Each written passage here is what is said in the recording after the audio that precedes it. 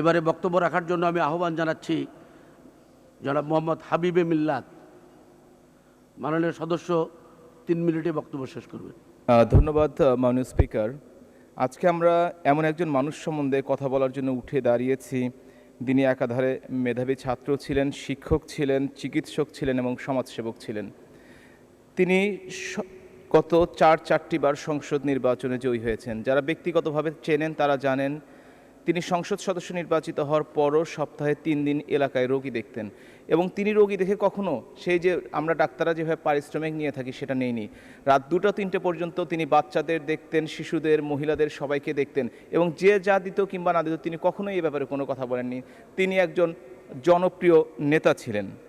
আমি তার সাথে আমার সৌভাগ্য হয়েছিল বাংলাদেশ রেড ক্রিসেন্ট সোসাইটির, উনি যখন চেয়ারম্যান ছিলেন পুরোটা সময় জুড়েই আমি এখন পর্যন্ত ওনার সাথে সেই বোর্ডের মেম্বার হিসেবে কাজ করছি। আমি জানি বাংলাদেশে যেমন আইপিওতে জিতেছে কিংবা সিপিএতে জিতেছে, আমরা আশা করেছিলাম প্রফেসর সিরাজুল আকবর, যিনি আমাদের রেড ক্রিসেন্টের একজন নেতা, তিনি হয়তো আন্তর্জাতিক পরিমণ্ডলে বাংলাদেশ থেকে এখন পর্যন্ত যে পরিমণ্ডলে আমরা প্রবেশ করতে পাইনি, আগামী বছর বা তার পরবর্তী বছরে আমরা চেয়েছিলাম যে আন্তর্জাতিক রেড ক্রসে উনি ওনার আরও অবদান বেশি করে রাখবেন।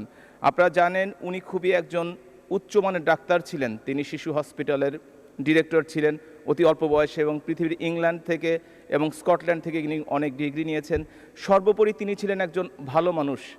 সেই ভালো মানুষকে আজকে আমি শ্রদ্ধার সাথে স্মরণ করছি এবং আমি তার শোক সন্তপ্ত পরিবারের প্রতি সমবেদনা জানাচ্ছি এবং আল্লাহ তাআলা যেন তাকে ভেস্তবাসী করেন, সাথে সাথে তার পরিবারবর্গকে যেন শোক সইবার জন্য সামর্থ্য দেন। এটুকু বলে আমি শেষ করছি। ধন্যবাদ মাননীয় স্পিকার। ধন্যবাদ মাননীয় সদস্য।